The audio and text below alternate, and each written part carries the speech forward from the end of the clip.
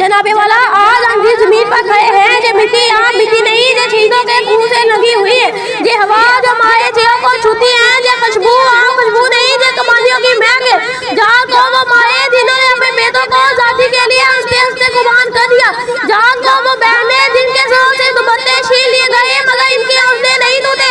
जहाँ को वो बुए जिन्होंने अपनी आखिरी सांस तक काफिलों को हिफाजत दी।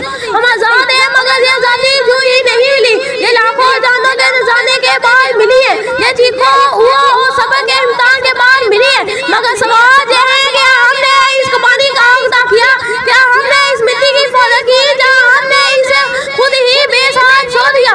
आजादी एक तोहफा है मगर इससे बढ़कर एक कर्ज है और कर्ज ना करना पड़ता